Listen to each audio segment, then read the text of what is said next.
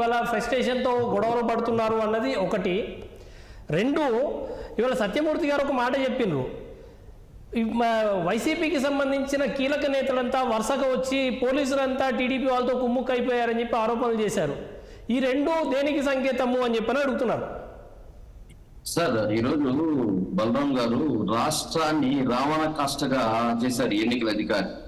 ఏదైతే డీజీపీలు మార్చడము, ఏదైతే ఎస్పీలు మార్చడము, కొన్ని చోట్ల అధికారులు మార్చడం వల్ల ఏదైతే పట్టుండే అధికారుల్ని మార్చేసి వారం రోజుల్లో ఎన్నికలు జరగకపోతుంది అంటే అక్కడ అధికారులను మార్చుకునేసి అక్కడ పరిస్థితి గురించి అవగాహన లేకుండా ఈ రోజు రాష్ట్రాన్ని రావణ కాష్టగా మార్చారు.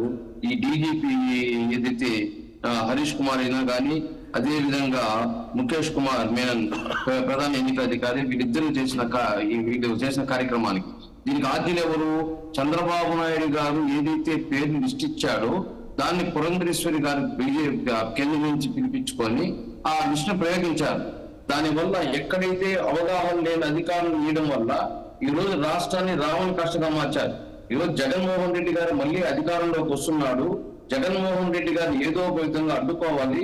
అదే విధంగా జగన్మోహన్ రెడ్డి గారిని ఏదైతే రేపు కౌంటింగ్ సెంటర్ లో కూడా వాళ్ళ కార్యకర్తలు కానీ వాళ్ళ నాయకులు కానీ రాకుండా ఉండాలి అనే ఉద్దేశంతో ఈ రోజు జగన్మోహన్ రెడ్డి గారిని అడ్డుకోవడం జరుగుతుంది. ఈ కార్యకర్తల నాయకులు అడ్డుకోవడం జరుగుతుంది. అంతేగాని ఈ రోజు తెలుగుదేశం పార్టీకి కానీ ఫేవర్ గా ఉంటే వాళ్ళు ఈ దార్శకం చేయరు.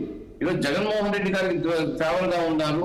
ఏదైతే తెల్లవారుతో 6 గంటల నుంచి రాత్రి 12 గంటల వరకు మహిళలు క్యూలో ఉండి ఓట్లేసి జగన్మోహన్ రెడ్డి గారు వస్తేనే మళ్ళీ ఇచ్చిన హామీలు అమలు చేస్తాడు కానీ చంద్రబాబు నాయుడు హామీలు ఇస్తే ఆ హామీలు అమలు చేయడం అని చెప్పేసి ఈరోజు పెద్ద ఎత్తున 81.86% ఓట్లు పోలింగ్ అయితే దాంట్లో వీళ్ళు జీర్ణించుకోలేకపోతున్నారు.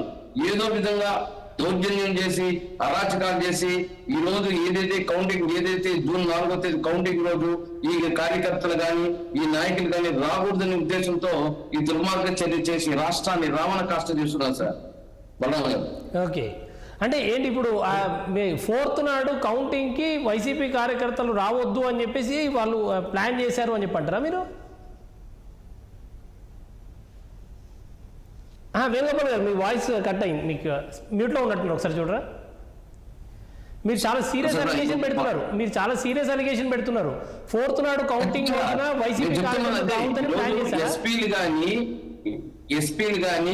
ఎస్పీలు కానీ ఈ రోజు ఆ డీజీపీలు కానీ వారం టైం ఎన్నికలు ఉంటే వారంలో మార్చడం ఏంది? ఇది వారంలో మార్చడం ఏంది? అక్కడ పట్టుండి ఆ పరిస్థితి ఆ ఏరియా వాతావరణాల గురించి ఆ ప్రాంత పరిస్థితుల గురించి తెలియని వ్యక్తులు వేసేసి ఈ రోజు ఈ దుర్మార్గ చర్యకి పాల్పడింది ఎవరు? చంద్రబాబు నాయుడు గారు, ఆయన ఏదైతే పురంధేశ్వరి గారు, వీళ్ళిద్దరు చేసిన కార్యక్రమాల వల్లే ఈ రోజు రాష్ట్రం రావణ కాష్ట అయిపోయింది. ఈ దుర్మార్గ చర్య వల్లే ఈ రోజు ఇంతమంది సఫలమాల్సి వస్తుంది. ఇదే తిరుపతి అయినా సరే, ఇదే విధంగా తిరుపతిలో కానీ అదే విధంగా కొన్ని ప్రాంతాల్లో ఏదైతే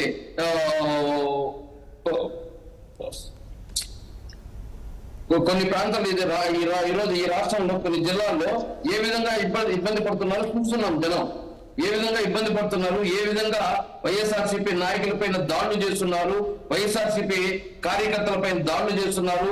ఏదైతే తిరుపతి చంద్రగిరి నియోజకవర్గంలో చెవిరెడ్డి భాస్కర్ రెడ్డి తమ్ముడు ఏదైతే చెవిరెడ్డి రఘురెడ్డి బైక్ను కాల్ చేయడము, అదే విధంగా తాడిపత్రిలో ఏదైతే పెద్దరెడ్డి ఎమ్మెల్యే తాడిపత్రిలో ట్రాక్టర్లో రాళ్లు తీసుకుని వచ్చి వాళ్ళ ఇంటిపైన రాళ్లు వేయడము, అదే విధంగా పెద్ద కురుపాడు నియోజకవర్గంలో ఖమ్మంపాటి టీడీపీ గోండాలతో వైఎస్ఆర్సీపీ సర్పంచ్ నాగేశ్వరరావు పైన దాడి చేయడము, అదే విధంగా తిరుపతి, అదే విధంగా పల్నాడు జిల్లా కొత్త గణేష్ పాడులో వైఎస్ఆర్సీపీకి ఓటేశారని ఒక బీసీ సామాజిక వర్గానికి సంబంధించిన వాళ్ళపైన దాడి చేస్తే వాళ్ళు రాత్రంతా ఒక దేవాలయంలో ఏదైతే తలదాచుకోవాల్సిన పరిస్థితి, ఇలా ఎన్నో దాచకాలు చేస్తున్నారు 2 రోజులుగా.